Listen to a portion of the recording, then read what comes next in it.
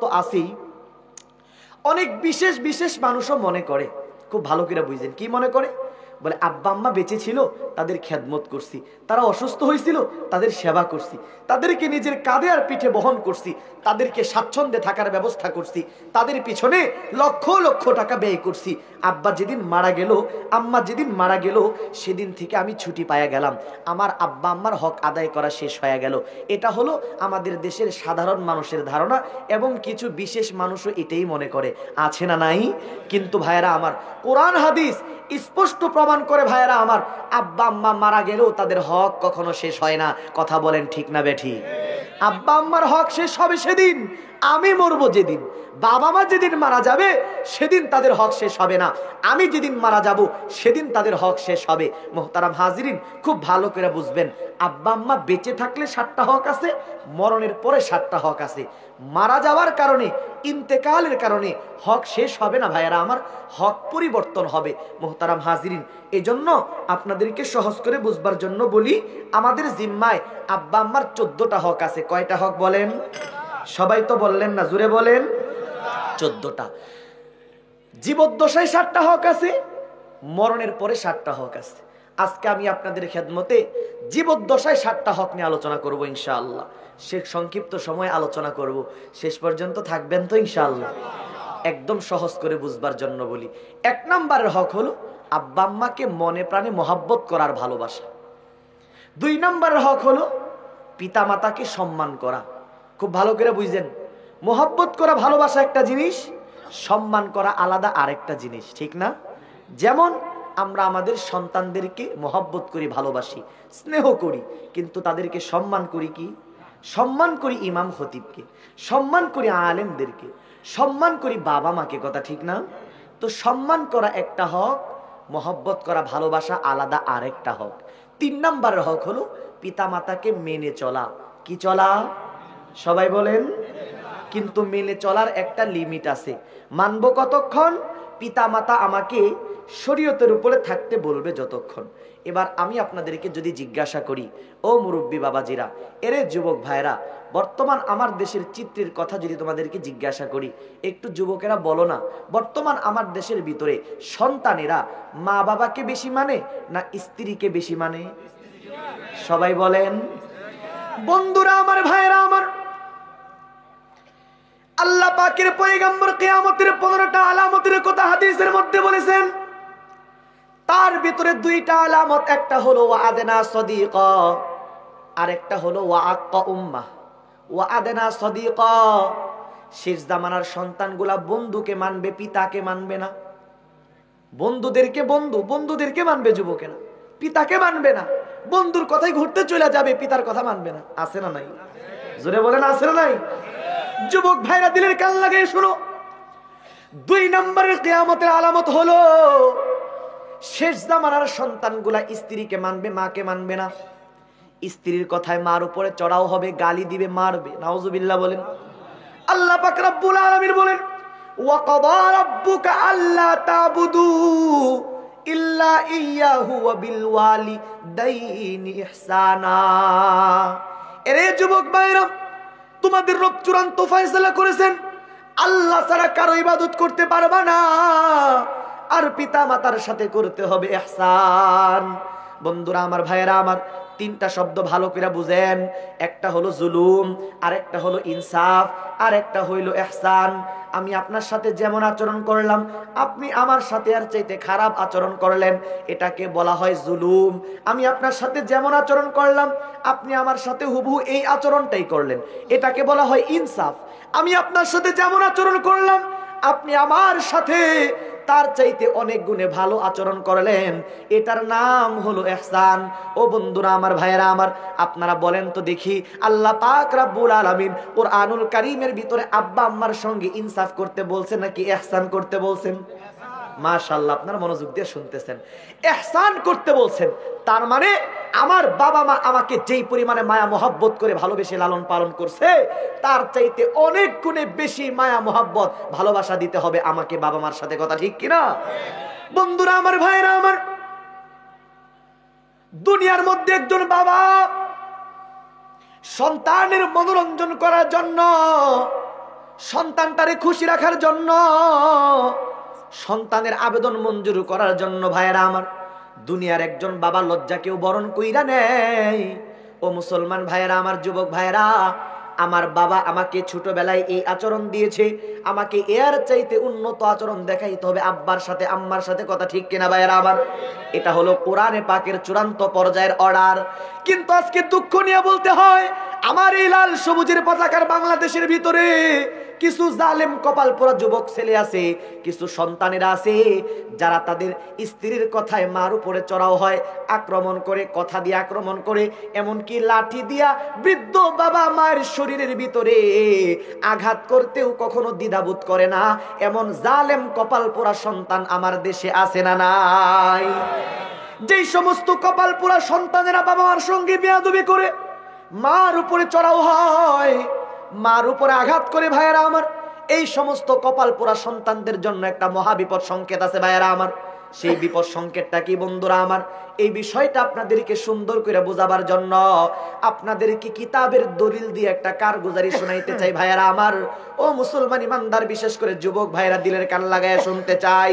আপনারা হয়তো অনেকেই শুনে থাকবেন ভাইয়েরা আমার, বর্তমান তামাম দুনিয়ার ভিতরে যত বড় বড় উলামায়ে কেরাম আছেন, তার ভিতরে অন্যতম একজন হলেন আল্লামা তারেক জামিল সাহেব দামাত বারাকাতুহুমুল আলিয়া। নাম শুনছেন কি শুনেন নাই?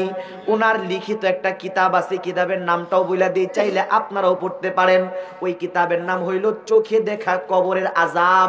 এই কিতাবের ভিতরে উনি একটা ঘটনা বলেছেন। উনি বলেন গালেবান পাকিস্তানের ঘটনা। ওনারা এক এলাকাতে দাওয়াত ও তাবলীগের মেহনতে গেল ভাইয়েরা আমার। যাওয়ার পরে তাদের কাছে তাদের এক বন্ধু এসে কারগুজারি শুনাইলো, এলাকার মুরব্বী ভাইয়েরা আমার। মুরব্বী এসে বলতেছে, হুজুর আমাদের এলাকার ভিতরে একটা দুর্ঘটনা ঘটে গেছে। সেই দুর্ঘটনাটা হলো, আমাদের এলাকার ভিতরে একটা মেয়ে প্রাপ্তবয়স্ক হওয়ার পর এই মেয়েটাকে যখন বিবাহ বন্ধনে আবদ্ধ করে দেওয়া হলো, মেয়েটার বিবাহ হওয়ার পর তার গর্ভ থেকে আল্লাহ পাক রব্বুল আলামিন একটা পুত্র সন্তান দান করলেন। কিন্তু দুঃখজনক বিষয় হলো, এই পুত্র সন্তান দুনিয়াতে জন্মগ্রহণ করার পর অল্প কিছু দিনের ভিতরে তার স্বামী রবের ডাকে সারা দিয়া দুনিয়া থেকে বিদায় হয়ে চলে গেল। একটা মাত্র সন্তানের জননী, একদম যুবতী মেয়ে। মেয়েটা তো করে চিন্তা করলো, আমি যদি আমার জীবন আর যৌবনের দিকে তাকাই, আমার একমাত্র সন্তানের লাইফটা, জীবনটা নষ্ট হয়ে যাবে। কারণ আমি যদি কারোর সাথে বিবাহ বন্ধনে আবদ্ধ হই, সে তো আমার এই বাচ্চাটাকে কখনো মাইনা নিবে না। আর আমি যদি আমার এই বাচ্চার লাইফের দিকে তাকাই, আমার জীবনটা কুরবানি কইরা দিতে হবে। সে কোনটা করবে ভাইয়েরা আমার? মা তো মাই, কথা ঠিক কিনা বলেন? আল্লাহ পাক রব্বুল আলামিন মায়ের অন্তরের ভিতরে মালিকের মোহাব্বত, ভালোবাসার কিছু ঝলক মায়ের অন্তরের ভিতরে ঢুকাই দিয়েছে ভাইয়েরা আমার। এজন্যই তো একজন মা তার একটা সন্তান, রোগাক্রান্ত সন্তানকে নিয়ে তামাম রাত্র জায়গা জায়গা এই সন্তানের সেবা যত্ন করতে কখনো কষ্ট বিরক্তি বোধ করে না, কথা বলেন ঠিক কিনা ভাইয়েরা আমার? এই জন্যই বলতে চাই, এই মায়ের মতো আপন দুনিয়ার মধ্যে কেউ আছে নাকি মুসলমান?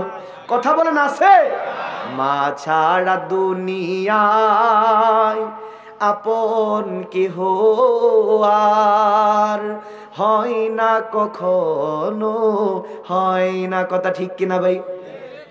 হাটে ঘাটে মাঠে বনে যেখানেতে যাই, মায়ের দেয়া ভালোবাসা গুলা ভুলা তো না যায়, কথা ঠিক কিনা জুড়ে কন ভাইয়েরা আমার, বন্ধুরা আমার। মা মনে মনে চিন্তা করলো, আমি যদি আমার জীবনের দিকে লক্ষ্য করি, আমার সন্তানের লাইফটা নষ্ট হয়ে যাবে। আর আমি যদি এরকম ভাবে আমার সন্তানের জীবনের দিকে তাকাই, আমার লাইফটাকে বিনষ্ট করতে হবে। এরকম চিন্তা ভাবনা করতেছিল ভাইয়েরা আমার। শেষ পর্যন্ত মা সিদ্ধান্ত নিল, বন্ধুরা আমার। কি সিদ্ধান্ত নিল? বলে, আমি জীবনে আর বিয়ে করব না। বিয়ে জীবনে একবার হয়েছিল, নসিবে নাই, আর একটা বিয়ে করলাম। আমার নসিব যদি এমনটাই হয়, সেই স্বামীটাও যদি মারা যায়, আমি কতগুলা লোকের সঙ্গে বিয়ে করব না, না না, আমি আমার জীবন যৌবন সবগুলা একমাত্র সন্তানের জন্য অর্পণ করলাম, কুরবানি কইরা দিলাম। বলেন আল্লাহু আকবার। বন্ধুরা আমার, ভাইয়েরা আমার, চোখে দেখা কবর আযাব নামক কিতাবের ভিতরে আল্লামা তারেক জামিল সাহেব দামাত বারাকাতুহুমুল আলিয়া বলেন, মা শেষ পর্যন্ত সিদ্ধান্ত নিল, আমি আর জীবনে বিয়ে করব না। সিদ্ধান্ত নিল আমি আর জীবনে বিয়ে করব না। বিয়ে করতে গেলে আমার সন্তানের লাইফটা নষ্ট হয়ে যাবে। আমার লাইফে আমার আল্লাহ যা রাখছেন তাই হইছে, আমি আমার সন্তানের লাইফটারে সুন্দর করতে চাই। ভাইরা আমার, বন্ধুরা আমার, হত দরিদ্র গরিবের স্ত্রী আল্লাহর বান্দা যখন দুনিয়া থেকে মারা গিয়েছিল, তেমন কোনো সম্পদ রাইখা যায় নাই। যেই সম্পদ দিয়া মহিলাটা তার সন্তানকে নিয়ে স্বাচ্ছন্দ্যভাবে সংসার চালাইতে পারে, জীবন চালাইতে পারে, এমন কোনো ব্যবস্থা কইরা যায় নাই। ভাইয়েরা আমার, এই জনম দুঃখিনী মা মানুষের বাড়িতে যায় কাজ কইরা কইরা, নিজে না খাইয়া খাইয়া একমাত্র কলিজার টুকরা সন্তানকে লালন পালন করা শুরু কইরা দিল। নিজের জীবন যৌবন পুরাটাই একমাত্র সন্তানের জন্য অর্পণ করে দিল, কুরবানি করে দিল। ভাইয়েরা আমার, দেখতে দেখতে সন্তানটা বড় হয়ে গেল, সাবালক হয়ে গেল। মা এবং সন্তান একই সাথে থাকে, দুইজনে মিলা কাজ টাজ কইরা মোটামুটি তাদের সংসার ভালোই চলে। এমত অবস্থায় মা চিন্তা করলো, আমার সন্তানটা বিবাহের উপযুক্ত হয়েছে, অবশ্যই তারে বিবাহ বন্ধনে আবদ্ধ করে দেওয়া দরকার। এই জন্য মা কি করলো ভাইয়েরা আমার, এলাকা ঘুইরা ঘুইরা দেখা দেখা একটা মেয়েকে পছন্দ কইরা এই পুত্রটাকে বিয়ে করাইয়া পুত্রবধূকে বাড়িতে নিয়ে আসলো। ভাইয়েরা আমার, কিন্তু আল্লাহ পাকের কুদরতের কি কারিশমা বন্ধুরা আমার, পুত্রবধূকে বাড়িতে নিয়ে আসার 1-2 মাস পর পরই শাশুড়ি পুত্রবধূর সাথে গড়মিল শুরু হয়ে গেল। মাঝে মাঝেই দুইজনের মধ্যে ঝগড়া হয়। বন্ধুরা আমার, ভাইয়েরা আমার, এই দিকে ওই মায়ের সন্তান যেটা আছে, ছেলে যেটা আছে, ভাইয়েরা আমার, এই ছেলের জীবিকা নির্বাহ করার জন্য নিজস্ব কোনো মিল কারখানা ল্যান্ড প্রপার্টি কিছুই কিন্তু নাই। নিজের জীবিকা নির্বাহ করার জন্য, নিজের সংসারটা চালানোর জন্য একটা কাজ বাইসা নিছে। ভাইয়েরা আমার, কাজটা কি বন্ধুরা আমার? সেই কাজটা হলো তার ব্যবসা বাণিজ্য করার জন্য একটা কাজ বেছে নিয়েছে। কাজটা হলো ভাইয়েরা আমার, এই যুবকটা মানুষের আখের জমি যেগুলো আছে, আখ চিনেন তো আপনারা? কি বলেন আপনারা এটাকে? কুশাল। বন্ধুরা আমার, ভাইয়েরা আমার, এই আখের জমিগুলা এই সন্তানটা কিনার পর পিস পিস কইরা আখগুলা কাইটা পিস পিস কইরা বাজারে বিক্রি করে। এখান থেকে আল্লাহ তাআলা তাদেরকে যতটুকু দেয় এটা দিয়েই তাদের সংসার চলে। সকাল থেকে বিকাল পর্যন্ত বাজারের ভিতরে আখ বিক্রি করার পর সন্ধ্যাবেলায় যখন ক্লান্ত দেহ নিয়ে সন্তান বাড়ির ভিতরে ঢুকে, ভাইয়েরা আমার, অধিকাংশ দিন দেখে বাড়িতে আইসা তার মা এবং স্ত্রী ঝগড়া করে। আল্লাহর বান্দা প্রথম পর্যায়ে দুইজনকে ধমক দিত, কিছুদিন পর দেখা গেল এখন আর স্ত্রীকে ধমক লাগায় না, শুধু মাকেই ধমক দেয়। এমনটা করতে করতে হঠাৎ করে একদিন এই যুবক সারাদিন বাজারের ভিতরে আখ বিক্রি করার পর ক্লান্ত দেহ নিয়ে বিকাল বেলায় বাড়িতে আসছে। ভাইয়েরা আমার, বিকাল বেলায় বাড়িতে আসার পর আয়সা দেখে তার স্ত্রী বাড়িতে নাই। মাকে বলতেছে, মা গো, তোমার পুত্রবধূ কোথায়? মা চোখের পানি ছেড়ে কেঁদে কেঁদে ডাক দিয়া বলে, বাবা, আমি তোমার স্ত্রীকে কিছুই বলি নাই, এমনিতেই তোমার স্ত্রী অভিমান কইরা তার বাবার বাসায় চলে গেল। এই কথা শোনার সঙ্গে সঙ্গে ছেলের মেজাজ গরম হয়ে গেল। ছেলে আর কোনো কথা না বইলা সুজা মাকে বকা ঝকা কইরা চলে গেল শ্বশুর বাড়িতে। শ্বশুর বাড়িতে যাওয়ার পর স্ত্রীকে ডাক দিয়া বলতেছে, স্ত্রীর কি হয়েছে খুলা বলো। স্ত্রী সত্য মিথ্যা মিশ্রিত কইরা মার বিরুদ্ধে তার সন্তানকে খেপিয়ে তুললো। ভাইয়েরা আমার, বন্ধুরা আমার, ভালো করে লক্ষ্য করে দিনের কান লাগায় শুনেন। এরপর সন্তান ছেলেটা তার স্ত্রীকে বলতেছে, চলো বাড়িতে চলে যাই। স্ত্রী তার কথা মানলো, ঠিক আছে, কিন্তু শর্ত দিল কড়াকড়ি। ডাক দেয়া বলতেছে, গো স্বামী, আমি তোমার সঙ্গে তোমার ঘর করার জন্য তোমার বাড়িতে যাইতে পারি, কিন্তু তার আগে শর্ত হলো আমার যে তোমার মা গালমন্দ করছে, গালি দিছে, এর জন্য আমার সামনে তোমার মারে পিটাইতে হবে। নাউজুবিল্লাহ কোন? তোমার মারে পিটাইয়া প্রতিশোধ নিতে হবে, তা নয় আমি তোমার সঙ্গে বাড়িতে যাইব। ও বন্ধুরা আমার, ভাইয়েরা আমার, এই যুবকেরা শুনতেছো মনোযোগ দিয়া। এই জালেম সন্তান স্ত্রীর এই নাফরমানিমূলক আবেদনটাকে মাইনা নিল। নাউজুবিল্লাহ কইবেন না? স্ত্রীকে নিয়ে বাড়িতে চলে গেল। বাড়িতে যাইয়া সকাল বেলায় সন্তান মাকে ডাক দেয়া বলতেছে, মা কি হয়েছিল আমারে বলো তো শুনি। মা তখন বন্ধুরা আমার ভয়ে থর থর থর থর করে কাঁপতেছে, কারণ মার তো দুনিয়ার ভিতরে একমাত্র সন্তান ছাড়া বাবা মা আপন বলতে কেউ নাই।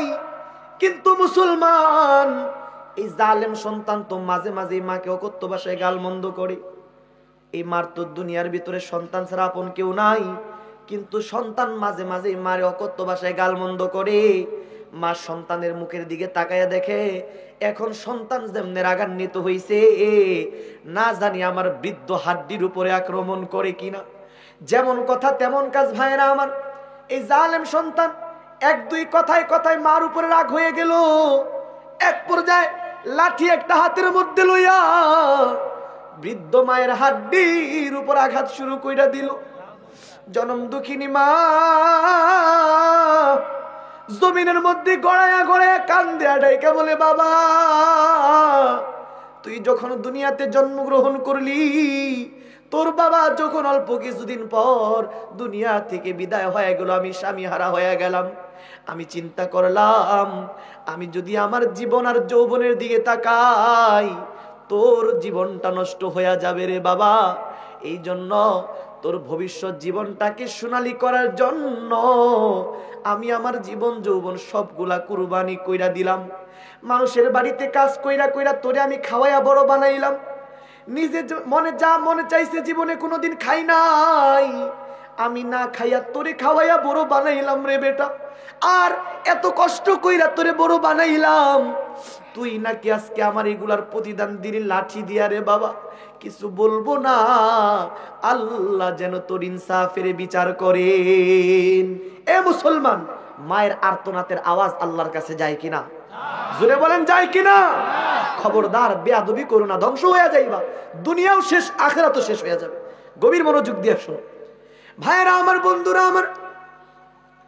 জনম দুঃখিনী মা কান্দে আর এই কথাগুলা বলে। সন্তান মাকে লাঠি দিয়া পিটাইয়া আবার চলে গেল। জনম দুঃখিনী মা ঘরের একটা কর্নারের মধ্যে বৈশা বৈশা কান্দে আর অতীতের দৃশ্যগুলা মনে করে, হারি কি সন্তান বড় বানাইলাম, যেই সন্তানের জন্য জীবনটারে কুরবানি কইরা দিলাম, এই সন্তানটা আজকে আমারে লাঠি দিয়া পিটায়। শরীরের মধ্যে বড় ব্যথা, এই ব্যথা নিয়ে কাতরায়, ঘরের কর্নারে বৈশা বৈশা কান্দে। দুইটা ওষুধ নিয়ে দেওয়ার মতো আপন আর কেউ নাই। জালেম সন্তান বাড়ি থেকে বের হয়ে গেল। ৩-৪ দিন পরে আইসা হঠাৎ করে দেখে আবার একদিন বাড়িতে স্ত্রী নাই। ডাক দিয়া বলতেছে, মাগো তোমার পুত্রবধূ কোথায়, আমার স্ত্রী কোথায়? মা তখন, বন্ধুরা আমার, থর থর থর করে ভয়ে কাঁপে ভাইয়েরা আমার।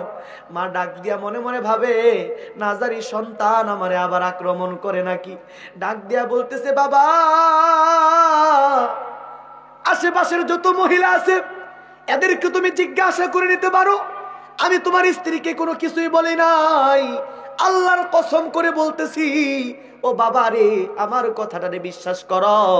আল্লাহর কসম কইরা বলি, আমি তোমার স্ত্রীকে কোনো কটু কথা বলি নাই। এমনিতেই তোমার স্ত্রী আমার প্রতি রাগান্বিত হয়ে গেল, আমারে বকাঝকা করলো, তাও কিছুই বললাম না। এক পর্যায়ে তোমার স্ত্রী আমারে মারতে উদ্যত হয়ে গেল, তারপরে আমি তোমার স্ত্রীর কিছুই বললাম না। তোমার স্ত্রীর এমন খারাপ আচরণ দেখা এলাকার মানুষগুলা এক জায়গায় হইয়া যখন দেখলো এমন আচরণ, গ্রামের মানুষগুলা তোমার স্ত্রীকে ধমক দিল, যার কারণে তোমার স্ত্রী রাগ কইরা তার বাবার বাসায় চলে গেল। রে বাবা, আমি একটা শব্দ ব্যবহার করি নাই, কারণ আমি জানি রে বাবা, আমি যদি তোর স্ত্রীর বিরুদ্ধে কথা বলি, আমার বৃদ্ধ হাড্ডির উপরে আক্রমণ চলে রে বাবা। এরপরেও জালেম যুবক মার কথা শুনে মাকে বকাঝকা করে শ্বশুর বাড়িতে চলে গেল। স্ত্রীকে যতই বুঝায়, স্ত্রী আর তার ঘর করতে রাজি নাই। ভাইয়েরা আমার, কিতাবের মধ্যে লিখতেছে, বন্ধুরা আমার, এক পর্যায়ে সে তার স্ত্রীর পায়ের মধ্যে পড়লো, চলো স্ত্রী বাড়িতে চইলা যাই। স্ত্রী তার কথায় রাজি হইল, কিন্তু ডাক দেয়া বলে, স্বামী গো, এক শর্তে আমি তোমার বাড়িতে যাইতে পারি, আমি তোমার মায়ের সঙ্গে সংসার করতে পারবো না। এ মুসলমান ভাইয়েরা আমার, ও মুরব্বীরা, এই কথা বলনেওয়ালা সংসারের ভিতরে পুত্রবধূ আমাদের সমাজে আছে না নাই? আল্লাহ তাআলা তাদেরকে হেদায়েত দান করুক, বলেন আমিন। আমি ওইদিকে যাবো না, মাইকের আওয়াজ অনেক দূর পর্যন্ত যাচ্ছে।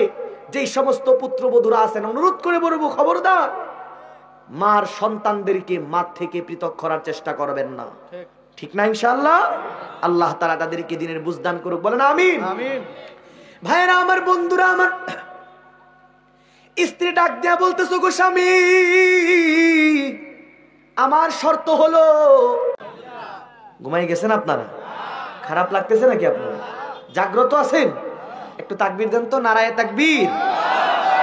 বন্ধুরা আমার, ভাইয়েরা আমার, স্ত্রী ডাক দিয়া বলতেছো, গো স্বামী, এক শর্তে আমি তোমার ঘর করতে পারি। শর্তটা হলো তোমার মাকে একদম খুন করে ফেলতে হবে, হত্যা করতে হবে, গুম করে দিতে হবে, তা না হয় আমি তোমার সংসার করব না। এই জালেম সন্তান স্ত্রীর এত বড় নাফরমানিমূলক প্রস্তাবটাও মেনে নিল। এক পর্যায়ে স্ত্রীকে নিয়ে বাড়িতে ফিরে গেল। ভাইয়েরা আমার, ঘরের ভিতরে ঢুইকা স্ত্রীকে ডাক দেয়া বলে, বিবি রে, তোমার হাতে ধরে পায়ে ধইরা বলি, বিবি রে, তুমি আমার যে শর্ত দিয়েছিলে এটা প্রত্যাহার করে নাও। বলে, কেন প্রত্যাহার করব? স্বামী ডাক দেয়া বলে, স্ত্রী রে, আমি যদি তোমার কথা মানি না, আমার মাকে হত্যা করে ফেলি, নিঃসন্দেহে এই হত্যাকাণ্ডটা একদিন ওপেন হয়ে যাবে, জানাজানি হয়ে যাবে। জানাজানি হলে তো আমি মার্ডার কেসের আসামি হয়ে যাব, আমাকে জেলখানায় থাকতে হবে। আমি জেলখানায় গেলাম, মাকেও হারাইলাম, এরপর জেলখানায় থাকার কারণে আমি তোমাকেও হারাইলাম। বিবিরে, ওই স্ত্রীরে আমার কি লাভটা হবে? এই জালেমা স্ত্রী কি পরামর্শ দেয়? ভাইয়েরা আমার, স্ত্রী ডাক দেয়া বলো, গো স্বামী শুনো, আমার কাছে এমন পরামর্শ আছে, এমন বুদ্ধি আছে, তুমি যদি আমার কথাগুলা মাইনা চলো, আমার পরামর্শ যদি মেনে চলো, তোমার কোনো সমস্যা হবে না, খুনের দায় থেকে মুক্তি পাওয়া যাইবা। বলে, কেমন বুদ্ধি খুলে বলো। এবার জালেমা মহিলা স্ত্রী তারে বুদ্ধি দিয়া বলে, ওগো স্বামী শুনো, তুমি তো প্রত্যেক দিন শেষ রাত্রের দিকে ঘুম থেকে উঠা, রাত্রি যখন 3টা বাজে, ওই মুহূর্তের ভিতরে তুমি প্রতিদিন আখ ক্ষেতের ভিতরে যাও আখ কাটার জন্য। আজকে তুমি একটা কাজ করবা, সন্ধ্যাবেলায় যখন বাজার থেকে বাড়িতে ফিরবা, তুমি তোমার মায়ের জন্য 2টা মাত্র কমলা নিয়ে আসবা। তুমি তোমার মায়ের ঘরের দরজার সামনে যাইয়া মধুর কণ্ঠে তুমি তোমার মাকে ডাকতে থাকবা, ওগো মা, দরজা খুলো, মা দরজা খুলো। মা হয়তো তোমার কণ্ঠের আওয়াজে ভয় পায়া যাবে, তুমি তোমার মাকে অভয় দিয়া ডাক দিয়া বলবা, মা গো দরজাটা খুলো, আজকে তোমারে মারতে আসি নাই, তোমার কাছে ক্ষমা নিতে আসছি।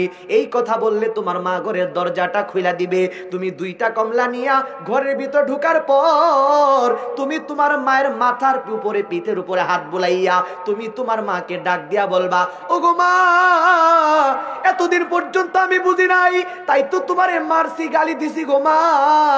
ও মা গো, তুমি যেই পরিমাণে কষ্ট কইরা, মেহনত কইরা আমারে লালন পালন করছো গো মা, তোমার এই বৃদ্ধাজনিত বয়সের ভিতরে, তোমার এই বার্ধক্যে কিছু এক্সেস খাবার দাবার দরকার, কিন্তু মা গো শুনো, আমি তো তেমন কোনো ইনকাম করতে পারি না, আজকে একটু ভালো ইনকাম হয়েছিল, তাই তো তোমার জন্য 2টা মাত্র কমলা নিয়ে আসছি। ও মা গো, আমি কমলাগুলা ছিলাইয়া দেই, তুমি একটু খাও, তাতে আমার বড় ভালো লাগবে। স্ত্রী পরামর্শ দেয়, ডাক দেয়া বলো, গো স্বামী শুনো, এতটুকু সুন্দর আচরণ দেখাইলে তোমার মা মুহূর্তের ভিতরে পরিবর্তন হয়ে যাবে। এরপর তুমি তোমার মাকে ডাক দিয়া বলবা, ওগো মা, এখন তো বাজারের ভিতরে আখের বড় টান, কিন্তু মা গো, আমি তো রাত্রিকালীন সময় একা একা ফজরের সময় আখ কাটার জন্য আখ খেতে যেতে পারি না, এরপর বড় বোঝা মানাইয়া একা একা মাথার উপরে বহন করতে পারি না। সেই ক্ষেত্রে মা গো, তুমি যদি আমার একটু সহযোগিতা করার জন্য রাত্রিকালীন সময়ে আমার সঙ্গে আখ খেতে যাও মা গো, এরপর আমি আখ কাটার কাজ করলাম, তুমি পরিষ্কার করার কাজ করলা, এরপর বড় একটা বোঝা বানাইলাম, তুমি সহযোগিতা করে আমার মাথায় উঠাইয়া দিলা, তাহলে প্রত্যেক দিন বেশি টাকা লাভ হইলে তোমার জন্য প্রতিদিন কিছু ফল ফ্রুট আনতে পারবো মা গো। জালেমা স্ত্রী ডাক দিয়া বলে, ওগো স্বামী, তোমার মা এই প্রস্তাবে 100% 100% রাজি হয়ে যাবে, কোনো সন্দেহ নাই। এরপরে তোমার মা যেই মুহূর্তের ভিতরে রাত্রিকালীন সময়ে তোমার সঙ্গে যখন আখ ক্ষেতের ভিতরে যাবে আখ কাটার জন্য, চতুর্দিকে অন্ধকার, কোনো মানুষ নাই মাঠের ভিতরে, তুমি আর তোমার মা ছাড়া। এরপরে তোমার মা যখন রাত্রিকালীন সময়ের ভিতরে এইরকম ভাবে তোমার সঙ্গে আখ খেতে যাওয়ার পর যখন আখগুলি পরিষ্কার করার কাজ শুরু করে দিবে, একটা আখ শেষ করার পর আরেকটা নেওয়ার জন্য যখন উপর হবে, তুমি একদম সুবিধা মোতাবেক জোরে সুরে কোদাল দিয়া কূপ দিয়া তুমি তোমার মাকে দ্বিখণ্ডিত কইরা দিবা। এরপর সেখানে দ্রুত গর্ত করে দাফন কইরা দিবা। এরপরে তোমার মায়ের কোনো সন্ধান পাওয়া যাবে না। দুনিয়ার মধ্যে তোমার মার তুমি ছাড়া আপন বলতে কেউ নাই। তুমি ছাড়া কে সন্ধান করবে তোমার মার? কেউ তো সন্ধান করবে না। এরপরে এলাকার মানুষ যখন বলবে তোমার এইরকম ভাবে তোমার শাশুড়ি কোথায়, আমি বলবো আপনারা তো জানেন আমার শাশুড়ি ভালো না, প্রত্যেক দিন আমার সঙ্গে ঝগড়া করে। 2 দিন আগে ঝগড়া কইরা কই যেন চলে গেছে, এখন আর তার কোনো সংবাদ পাওয়া যায় না। এইভাবে তুমি আমি দুইজনই একদম খুনের দায় থেকে মুক্তি পাওয়া যাইব। বলেন না নাউজুবিল্লাহ। জালেম স্ত্রী কথা শুনে বন্ধুরা আমার, ভাইরা আমার, সন্তান সিদ্ধান্ত গ্রহণ করলো। ভাইরা আমার, সন্ধ্যাবেলায় স্ত্রীর কথা মতো 2টা কমলা নিয়া সন্তান মায়ের ঘরের দরজায় সামনে যাইয়া মধুর কণ্ঠে মাকে ডাকতেছে, ও গো মা, ঘরের দরজাটা খুলো, মা, ঘরের দরজাটা খুলো। মা তখন ঘরের বিপরে কাঁপতে থাকে আর কাঁদতে থাকে আর বলতে থাকে, এরে বাবা, তুই রাত্রিবেলা আমারে কেন ডাকস রে বাবা? না জানি আবার আমারে লাঠি দিয়া মারবি নি রে বাবা। তুই যে 2 দিন আগে আঘাত করছিলি রে বাবা, ওই আঘাতগুলো এখনো পর্যন্ত ব্যথা শরীর থেকে দূর হয় নাই রে বাবা। তোর হাতে ধইরা পায়ে ধইরা বলি রে বাবা, এই গভীর রাতে তুই আমারে মারার জন্য আমার ঘরে আর আসিস না রে বাবা। আমি তোরে ওয়াদা দিলাম, সকাল যখন হয়ে যাবে, অন্ধকার যখন দূর হয়ে যাবে, আমি আমার এই চেহারা চিরজীবনের জন্য তোদের থেকে সরাইয়া ফেলবো রে বাবা। তবু আমারে মারার জন্য রাত্রিবেলায় তুই আর আমার ঘরে আসিস না রে বাবা। সন্তান তখন নাটক কইরা দাইকা বলে, মাগো, আজকে তোমারে আমি মারতে আসি নাই, আঘাত করতে আসি নাই। অতীতে যে জুলুম করছি গো মা, সেই জুলুম যেগুলা করছি, কষ্ট তোমারে দিছি মাগো, ওগুলা ক্ষমা নেওয়ার জন্য তোমার কাছে আসছি গো মা। ঘরের দরজাটা খোলো। কথাটা শোনার সঙ্গে সঙ্গে মায়ের অন্তরটা নরম হয়ে যায়। মা ঘরের দরজাটা খুলে দিল। ভাইয়েরা আমার, সন্তান স্ত্রীর কথা মতো 2টা কমলা নিয়ে ঘরের ভিতরে ঢুইকা মায়ের মাথার উপরে হাত বুলাইয়া, পিঠের উপরে হাত বুলাইয়া স্ত্রীর বাতানো ষড়যন্ত্রগুলা শুরু করে দিল। ভাইয়েরা আমার, কিন্তু মা তো আর তাদের ষড়যন্ত্র বুঝে না। মাকে যখন ছেলে বন্ধুরা আমার কমলাগুলো ছিলাইয়া যেই মুহূর্তে মাকে খাওয়ার জন্য মুখে তুইলা দেয়, জনম দুঃখিনী মা চোখের পানি সারে কান্দে, আঁচলটা আসমানের দিকে উঠাইয়া ডাক দিয়া বলো, গো মালিক, এতদিন পর্যন্ত আমার সন্তান বুঝে নাই, তাই তো আমারে মারছে, গাল মন্দ করছি গো আল্লাহ। আমি তোমার কাছে কত অভিযোগ করছি গো মাওলা, কত অভিযোগ করছি, অভিশাপ করছি গো আল্লাহ। আজকে তুমি আমার সন্তানকে এমন কি বুঝদান করছো গো মাবুদ, আমি তোমার কাছে সন্তানের বিরুদ্ধে যত অভিযোগ দিছি গো আল্লাহ, সবগুলি প্রত্যাহার কইরা নিলাম। ও গো আল্লাহ, তুমি আমার সন্তানকে ক্ষমা কইরা দাও, দুনিয়া আখিরাতে কল্যাণ দান করো। তার সন্তান এরকম ভাবে আমার সন্তানের সম্পদের ভিতরে প্রচুর পরিমাণে বরকত দান করো। এইভাবে মা দোয়া করতে লাগলো। ভাইয়েরা আমার, আর ওই জালেম সন্তানটা স্ত্রীর বাতানো ষড়যন্ত্রগুলা করতেছে। ভাইয়েরা আমার, কিন্তু মা তো আর ষড়যন্ত্র বুঝে না। ও মুসলমান বন্ধুরা আমার, এবার মা ডাক দিয়া বলতেছে, বাবা, তুমি তোমার রুমে যাই আরাম কইরা ঘুমায়া যাও, আমি তামাম রাত্র ঘুমাইব না, আমি যথা টাইমে তোমারে ঘুম থেকে জাগাইয়া দিব রে বাবা, তুমি রুমে যাইয়া ঘুমায়া যাও। আজকে আর আমি তামাম রাত্র ঘুমাবো না, কারণ তামাম রাত্র জায়গা যাইয়া তোমার জন্য আল্লাহর কাছে চোখের পানিগুলা ছাইরা ছাইরা তোমার বিরুদ্ধে যত অভিযোগ করছিলাম, এগুলা আল্লাহর কাছে আমি মিউচুয়াল করার চেষ্টা করব। কিতাবের মধ্যে লেখে, ভাইয়েরা আমার, জনম দুঃখিনী মা যথা টাইমে ফজরের সময় সন্তানের ঘরের দরজায় যায় ডাক আল্লাহ ডাকতে লাগলো, বেটা ওঠো। সন্তান ঘুম থেকে উঠে গেল। এই জালেম সন্তানটা মাকে সঙ্গে করে নিয়ে আক্ষেতের দিকে রওনা করে দিল। ভাইয়েরা আমার, চতুর্দিকে অন্ধকার, কোনো মানুষ নাই মাটির ভিতরে, মা আর তার সন্তান ছাড়া। যেই মুহূর্তের ভিতরে বন্ধুরা আমার জনম দুঃখিনী মা আগগুলি পরিষ্কার করার জন্য একটা আগ শেষ করার পর আরেকটা নেওয়ার জন্য উপর হয়ে গেল। ভাইয়েরা আমার, এমনই একটা সময়ে সুবিধা মতো টাইমে এই জালেম সন্তানটা স্ত্রীর বাতানো ষড়যন্ত্র অনুযায়ী মাকে হত্যা করার জন্য কুদাল যেটা আছে ভাইয়েরা আমার, যেটা দিয়ে আগ কাটার কাজ করতো ভাইয়েরা আমার, সেই কুদালটা উঁচা করছে মায়ের উপরে ছুঁইরা মারবে, দ্বিখণ্ডিত করার জন্য। নাউজুবিল্লাহ বলেন। যেই মাত্র জালেম সন্তান কুদাল উঁচু করছে ভাইয়েরা আমার, কিতাবের মধ্যে লিখতেছে বন্ধুরা আমার, মা কেমনে যেন বুঝতে পেরে একটা দৌড় লাগাইছে, কেমনে যেন বুঝতে পেরে একটা দৌড় দিছে, আর বলতেছো গো আল্লাহ তুমি আমারে বাঁচাও গো আল্লাহ।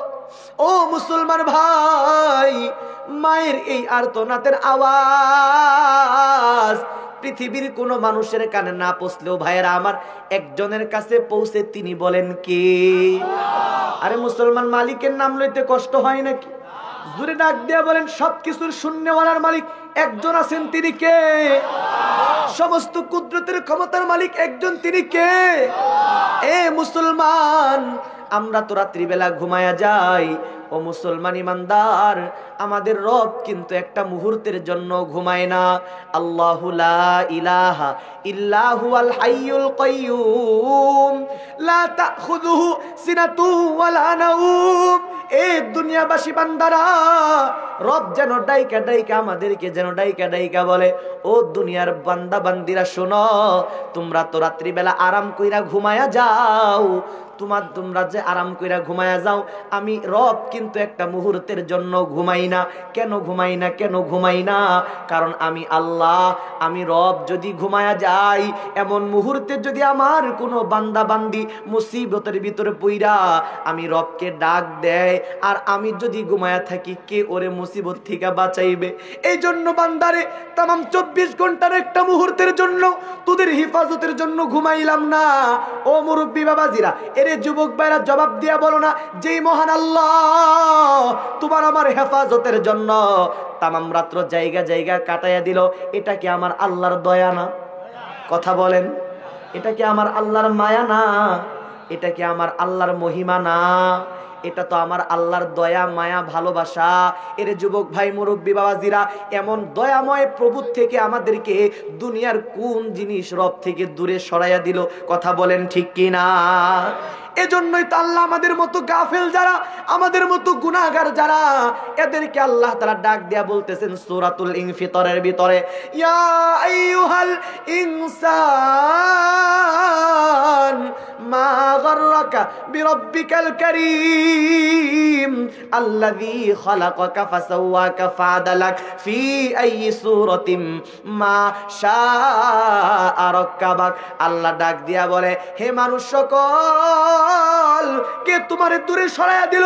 কে তোমারে বিভ্রান্ত করলো আমার মতো মহিমাময় রব থেকে? যেই রব তোমাকে সৃষ্টি করলো, সুষম করলো, সুঠাম করলো, তার চয়েসকৃত আকৃতি দান করলো। শুধু তাই নয় ভাইরা আমার, আল্লাহ বলতেছেন হুয়াল্লাযী খালাকালাকুম মা ফিল আরদি জামিআ। তিনি ওই সত্তা যিনি তোমাদের কল্যাণে জমিনে সবকিছুকে বানাইছে। কার কল্যাণে? আমাদের কল্যাণে। আল্লাহ বলেন, সবকিছু বানাইয়া তোমাদের অধীনস্থ বানাইয়া দিলাম। সুবহানাল্লাযী সাখখারা লানা হাযা ওয়া মা কুন্না লাহু মুকরিনিনা ওয়া ইন্না ইলা রাব্বিনা লামুনকালিবুন। আল্লাহ বলেন, সব বানাইয়া তোমাদের কল্যাণে বানাইলাম, সবগুলা তোমাদের অধীনস্থ বানাইয়া দিলাম।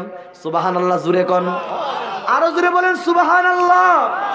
ও মুসলমান ভাইরা আমার, এমন মহিমাময় রব থেকে কোন জিনিস আমাদের দূরে সরাইয়া দিল? কোন জিনিস আমাদেরকে দূরে সরাইয়া দিল ভাইরা আমার? ও মুসলমান ইমানদার, এবার আপনারা বলেন তো দেখি, ওই মহিমাময় রবের কথাগুলা জানা মানা দরকার আছে না নাই? সেই রবের ডাকে যদি সাড়া দিতে হয়, তাহলে আজকের পৃথিবীতে মুসলমানেরা আজকের মুসলমান ইমানদার যারা দাবি করে ভাইয়েরা আমার, ইমানদার বলে দাবি করেও তারা ইসলাম থেকে দূরে সরে যায় কোন কারণে, গুনার দিকে ধাবিত হয় কোন কারণে আল্লাহর হুকুমগুলাকে লঙ্ঘন করে ভাইয়েরা আমার। যেহেতু আজকের মাহফিলটা যুবকদের উদ্যোগে, এই জন্য যুবকদেরকে একটু বলতে চাই, এই যুবক ভাইয়েরা তোমরা শুইনা নাও, একটা সময় দেশের ভিতরে নয়, এমন একটা সময় ছিল পৃথিবীর ভিতরে, যেই সময়ে প্রত্যেকটা যুবকেরা প্রতিযোগিতা করত কে কত বেশি আল্লাহর হুকুমগুলা মানতে পারে, কে কত বেশি দিনের উপর চলতে পারে, কে কত বেশি নিজের জীবনটাকে নবীর সাজে সাজাইতে পারে। কি ভাইয়েরা কথা ঠিক কিনা বলেন? আজকের যুবকদের কি হয়ে গেল? আজকের যুবকদের প্রতিযোগিতা উল্টা দিকে হয়ে গেছে। কথা ঠিক বললাম না ব্যাঠিক বললাম? আজকের যুবকেরা প্রতিযোগিতা করে কে কার চাইতে বেশি ফ্রি ফায়ার খেলতে পারে, পাবজি খেলতে পারে। আছে না নাই? এরে যুবকেরা কথা কও, আছে না নাই? এরে যুবক ভাইরা শুনে নাও, নিজের জীবনটাকে দুনিয়ার কোনো নায়ক নায়িকার নামে সাজানো যাবে নাকি? নায়কের নামে সাজানো যাবে? কোনো খেলোয়াড়, কোনো প্লেয়ার কার সাজে সাজাইতে হবে? আল্লাহ রসুল নবীজির সুন্নতের সাথে সাজাইতে হবে। কি যুবকেরা ঠিক কিনা? আমার ভাইয়েরা আমার, যে কথাটা আপনাদেরকে বলতেছিলাম, যেই মুহূর্তের ভিতরে সন্তান মাকে হত্যা করার জন্য কুদারুচু করলো ভাইয়েরা আমার, মা কেমনে যেন বুঝতে পেলে একটা দৌড় দিল ভাইয়েরা আমার, আল্লাহকে ডাক দিয়ে বলো, গো আল্লাহ তুমি আমারে বাঁচাও। মায়ের এই আর্তনাদের আওয়াজ পৃথিবীর কোনো মানুষের কানে না পৌঁছলো ভাইয়েরা আমার, একজনের কাছে যাই, তিনি হলেন আমার আল্লাহ। কথা ঠিক কিনা ভাইয়েরা আমার? যেই মুহূর্তের ভিতরে মা চিৎকার করে দৌড়াইতেছিল, মার দুনিয়ার মধ্যে কেউ না একজন আছে, তিনি আমার আল্লাহ। কথা ঠিক কিনা? তিনি কে বলেন? বলেন। আরে মুসলমান, গভীর রাত রবের নামলে একটা ডাক দেন না, তিনি কে? ভাইয়েরা আমার, বন্ধুরা আমার, যেই মুহূর্তের ভিতরে এরকম দৌড়ানো শুরু করে দিল ভাইয়েরা আমার, এমন মুহূর্তের ভিতরে সন্তান কুদালুচু করছে বন্ধুরা আমার, সঙ্গে সঙ্গে আল্লাহ পাক রব্বুল আলামিন ওই জালেম সন্তানের পুরা শরীরটাকে লোহার মতো শক্ত বানায়া দিছে। জোরে কোন আল্লাহু আকবার। এমন করে হাত উঠাইছে আর হাত নামাইতে পারে না, ঘাড় ঘুরাইতে পারে না, কিন্তু জবানের কণ্ঠ এখনো ব্যবহার করার শক্তি আছে। চোখ দিয়া পানি পড়তেছে আর ডাক দিয়া বলতেছে, মাগো দৌড়াইয়া দূরে যাইও না, আমারে বাঁচাও বাঁচাও বলে চিৎকার করতেছে। বৃদ্ধ মা দৌড় দেওয়ার কত দূর যাইতে পারে, ঠিক না? বেশি দূর যাইতে পারে নাই। কিতাবের মধ্যে লেখে মা আবার পিছন দিক থেকে ফিরা তাকায়।